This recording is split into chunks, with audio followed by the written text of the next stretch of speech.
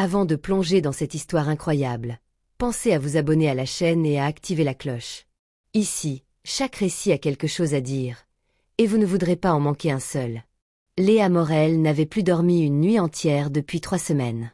Pas parce qu'elle ne le voulait pas, mais parce que dès que ses paupières se fermaient, une forme d'angoisse rampante l'éveillait brutalement. Un chiffre. Une échéance. Le visage amaigri de sa mère. Ou bien la voix d'un créancier menaçant sur sa messagerie. Alors elle se levait, s'asseyait à la table de la cuisine, et recommençait à faire des calculs sur des feuilles froissées. Des additions qui finissaient toujours avec le même verdict. Trop tard. Trop peu. Trop vide. Infirmière depuis 8 ans au service de soins intensifs de l'hôpital Saint-Vincent, Léa faisait partie de ces héroïnes invisibles. Celles qui travaillaient en silence, sans réclamer ni reconnaissance ni augmentation. Elle était respectée par ses collègues pour sa compétence, sa rigueur, sa douceur dans les gestes. Mais dans les bureaux froids de l'administration, elle n'était qu'un matricule. Pas assez exemplaire pour une promotion. Pas assez docile pour obtenir les horaires de jour. Chaque nuit, elle veillait sur des corps brisés, des espoirs suspendus à des machines. Puis elle rentrait chez elle, les jambes en feu, le dos meurtri, et trouvait une pile de factures sur la table. Depuis que sa mère avait été diagnostiquée d'une maladie neurodégénérative rare, Léa avait tout sacrifié. Le temps, l'argent, les projets. Elle avait contracté un prêt à taux variable pour financer un traitement expérimental en Suisse. Une décision qu'elle assumait, mais dont le coût la noyait. À chaque relevé bancaire, elle sentait une goutte de honte et de panique perler sous sa peau. Et ce soir-là, après une énième garde de nuit, les paupières lourdes, la peau collée de sueur et d'angoisse, Léa traversa la cour de l'hôpital, les yeux flous. Le ciel était encore noir. Il faisait froid, mais elle ne sentait plus rien. Alors qu'elle atteignait la grille principale, une silhouette se détacha de l'ombre. Un homme en costume noir, bien trop élégant pour cette heure-là, l'attendait. « Mademoiselle Morel ?» demanda-t-il d'une voix posée, presque douce. Il tenait un attaché-caisse en cuir et un manteau sans plis. Léa Esserita net. Elle sentit d'abord une poussée de peur. Encore un huissier? Encore un dossier transmis? Si c'est pour une dette de plus, je n'ai rien à offrir, répondit-elle, la voix sèche, presque cassée. Ce n'est pas une dette que je viens vous proposer, répondit l'homme sans se formaliser. C'est une solution. Une proposition légale. Étrange, je vous l'accorde. Mais tout à fait sérieuse. Il lui tendit une carte de visite en papier épais, lettrage doré. Cabinet Delcourt et associés. Maître Lavergne. Avocat spécialisé en droit des affaires. Un silence lourd s'installa. Léa, méfiante, fronça les sourcils. « Pourquoi moi ?» murmura-t-elle. Il eut un petit sourire. « Parce que mon client vous a choisi. Pour votre profil. Et pour votre situation. » Il marqua une pause. « Mais surtout, parce que vous êtes désespéré. Et que vous savez prendre des décisions difficiles. » Quelques heures plus tard, installée dans un café désert et sans charme, près de la gare Saint-Lazare, Léa fixait sa tasse de café noir comme si elle contenait un poison. L'homme, maître Lavergne, lui faisait face, imperturbable. « Mon client, Adrian Delcourt, commença-t-il d'un ton neutre, doit régulariser sa situation de résidence. Il est en litige avec l'État américain depuis plusieurs mois, et une fusion internationale imminente complique tout. »« Je vois, » répondit Léa d'un ton morne. « Et vous avez besoin d'un faux mariage pour couvrir vos magouilles. Classique. Ce n'est pas illégal. Et ce n'est pas une magouille. C'est un contrat. Vous entrez dans une union légale avec mon client. Vous ne vivez pas ensemble. Vous n'avez pas de relation. Il s'agit d'une mise en scène, disons, stratégique. » Léa se redressa, l'air brusquement méfiant. « Et moi? Je gagne quoi à vendre ma dignité ? 200 000 €, dit-il posément. Versés sur 2 ans. À condition de rester marié, de participer à quelques événements publics et de garder le silence. » Un rire sec jaillit des lèvres de Léa. « Donc, en résumé, vous me proposez de me prostituer. Legalement. Un contrat, un rôle à jouer, des apparences à entretenir. Et un homme que je ne connais même pas. Je vous propose de sauver votre vie, répondit Lavergne, cette fois d'une voix plus dure. Il s'appuya en avant, et ajouta presque à voix basse. Et peut-être la sienne aussi. L'he sentit un frisson la parcourir. Il y avait autre chose derrière ce contrat. Quelque chose de non dit. Mais l'image de sa mère, haletante sur son lit médicalisé, l'image de la vie de Saisie collée sur sa porte la semaine dernière, tout cela éclipsa la raison. Elle n'avait jamais pensé vendre son nom. Et pourtant, ce matin-là, à 6h17, la chose la plus irrationnelle qu'on lui ait jamais proposée lui apparut étrangement logique. Le mariage eut lieu dans une salle notariale, impersonnelle et silencieuse, quelque part dans un immeuble administratif du 8e arrondissement. Les murs étaient blancs, sans âme, éclairés par une lumière crue qui ne pardonnait rien. Pas de fleurs. Pas de musique. Pas de parents. Pas d'alliance échangée. Juste 2 signatures au bas d'un acte de mariage soigneusement rédigé par un assistant du cabinet Delcourt. Adriane était arrivée à l'heure, vêtue d'un costume anthracite sur mesure, les traits aussi figés que son ton. Léa portait une robe sobre, élégante mais empruntée. Ses mains tremblaient légèrement lorsqu'elle prit le stylo. Un photographe professionnel, payé à l'heure, les guida avec une précision chirurgicale. « Regardez-vous, un peu plus proche, voilà. » Léa, inclinait légèrement la tête. Adriane, souriez pas trop. Parfait. Ils jouèrent leur scène. 2 étrangers réunis dans une mascarade légale.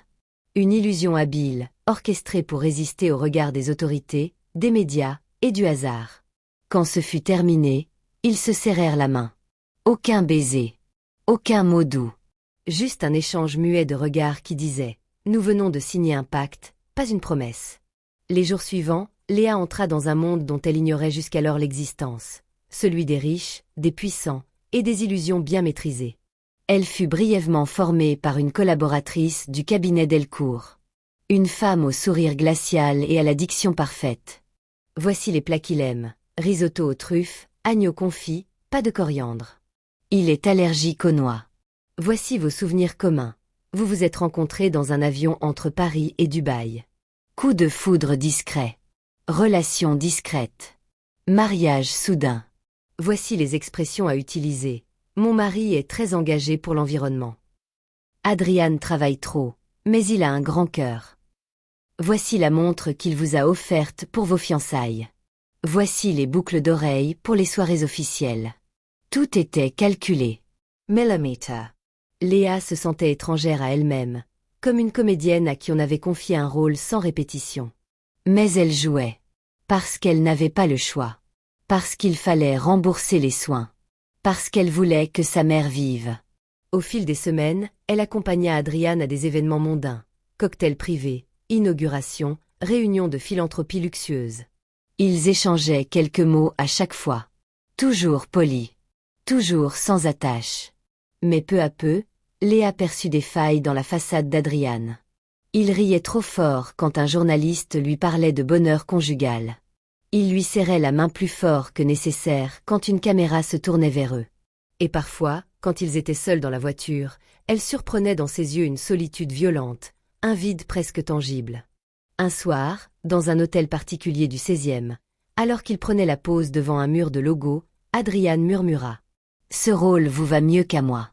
Léa ne répondit pas. Mais elle sentit quelque chose basculer. Le gala de bienfaisance organisé par la Fondation Delcourt devait être un sommet de mondanité.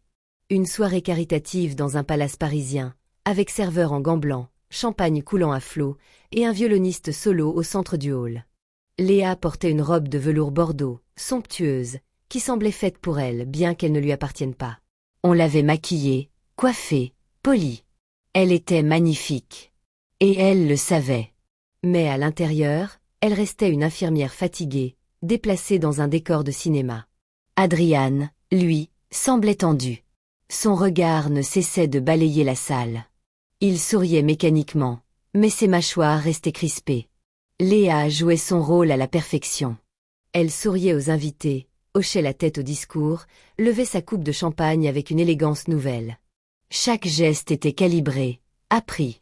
Mais sous la surface, quelque chose grondait. Puis, soudain, ce fut le chaos. Un bruit sec. Une détonation, comme un fouet dans l'air. Le silence tomba, glacé, figé, irréel. Léa sentit un souffle brûlant passer près de son oreille. Une balle. Et un instant plus tard, Adrian s'effondra à ses pieds, un trou rouge au niveau de la poitrine. Les cris fusèrent. Les serveurs lâchèrent les plateaux. Les invités paniquèrent. Mais Léa, elle, ne bougea pas. Elle s'agenouilla. Sans réfléchir. Ses mains retrouvèrent immédiatement les gestes connus. Les gestes 1000 fois répétés dans les couloirs de l'hôpital. Appelez les secours. Cria-t-elle. Une balle thoracique. Il faut comprimer. Elle plaqua ses mains sur la plaie, sentant le sang chaud couler entre ses doigts. Elle chercha un pouls. Il était faible. Trop faible. Elle enleva la veste d'Adrian, ouvrit sa chemise, commença un massage cardiaque. « Reste avec moi », murmura-t-elle. « Adrian, tu m'entends ? Reste avec moi, bon sang. » Autour d'eux, le monde semblait s'éloigner. Il n'y avait plus de gala, plus de robes, plus de mensonges. Il n'y avait que ce corps, ce cœur en train de lâcher, et elle, agenouillée dans la lumière des projecteurs. Et pour la première fois, Léa sentit une peur inconnue, celle de le perdre. Pas parce qu'il était riche, pas parce qu'il était son mari fictif, mais parce qu'elle venait de réaliser qu'il était devenu réel. À l'hôpital privé où Adrian avait été admis en urgence, la chambre semblait hors du temps. Une bulle blanche, froide, où chaque bip de la machine rappelait que la vie ne tenait qu'à un fil. Léa ne quittait pas son chevet. Elle ne savait pas pourquoi. Ce n'était plus son rôle. Ce n'était pas prévu dans le contrat. Il n'y avait pas de clause sur l'attachement. Pas de ligne sur la peur. Mais elle était là. Quand il ouvrit enfin les yeux, ses paupières battant comme celles d'un oiseau blessé, il murmura. « Tu me has sauvé la viernes. » Elle ne répondit pas. Sa gorge était trop serrée. Elle sentait sa main trembler dans la sienne, et elle détestait ce tremblement. Ce qu'il révélait. Ce qu'elle n'avait pas prévu. Une infirmière de renom. Une femme forte. Une survivante. Et pourtant, elle avait eu peur. Terriblement peur. Pas du sang. Pas de la balle. Mais de le perdre. La presse s'empara de l'histoire comme d'un conte de fées modernes. L'infirmière héroïque sauve son mari milliardaire. L'amour plus fort que les balles. Léa Morel, la nouvelle figure du courage féminin. Cameras, projectors, interviews. On lui prêta des qualités qu'elle ne se reconnaissait pas. On Romanca sun silence. On célébra son sang-froid. Elle devenait un symbole, un visage. Mais tout ça n'était que surface. Car dans l'ombre, quelque chose avait changé. Et ce n'était pas que dans les médias. Adrian avait changé. Il ne parlait plus de contrat. Ni de protocols. Il la regardait autrement. Comme si quelque chose s'était effondré en lui. Ou révélé. Tu n'es pas qu'un contrat, Léa, dit-il un soir, les yeux encore cerclés de fatigue, la voix basse. Elle resta immobile. Ces mots la désarmaient. Parce qu'au fond, elle ne savait plus ce qu'elle était. Une infirmière brisée par la vie? Une épouse factice? Une femme prise au piège entre le devoir, la peur, et un amour naissant qu'elle ne voulait pas nommer? Il lui faisait du café. Il s'intéressait à ses journées. Il la remerciait d'être là. Et dans ses gestes maladroits, elle devinait un homme qui réapprenait à ressentir. À s'excuser de n'avoir jamais su vivre autrement que dans le contrôle. Mais la tendresse ne suffisait pas à éteindre les ombres.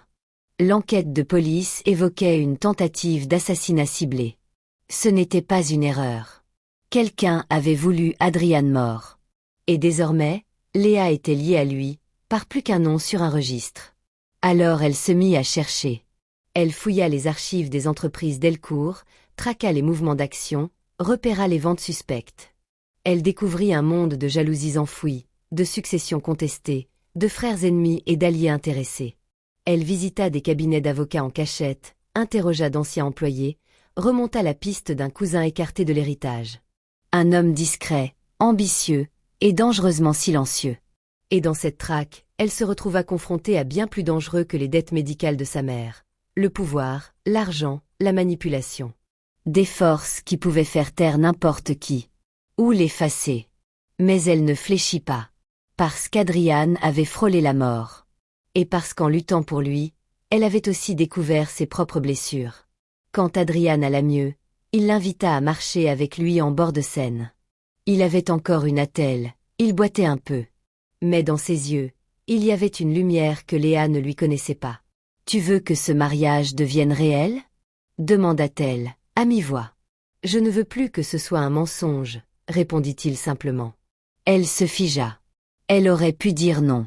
Reprendre sa vie. Retourner à l'hôpital, à ses quarts de nuit, à l'anonymat. Elle aurait pu garder ses distances. Protéger ce qu'il restait de son cœur. Mais elle ne l'avait pas seulement sauvé. Il l'avait sauvé aussi. Du vide. De l'épuisement. De cette impression de n'exister que pour soigner les autres. Il l'avait regardée comme personne ne l'avait jamais regardée. Comme une femme. Une égale. Une force. 1 an plus tard, dans une petite chapelle au bord de l'océan Atlantique, balayée par le vent salé, ils se dirent oui. Pas de journaliste. Pas de mise en scène. Juste quelques amis, un officiant simple, et leurs mains jointes sous un ciel pastel. Il n'y avait plus de contrat. Plus de mensonges. Seulement 2 êtres brisés, cabossés par la vie, qui avaient choisi de croire l'un en l'autre. Quand Léa prononça son oui, sa voix tremblait. Pas de peur. Maïs de vérité. Et cette fois, en l'embrassant, elle sut que ce n'était pas elle qui sauvait quelqu'un. Ils se sauvaient ensemble.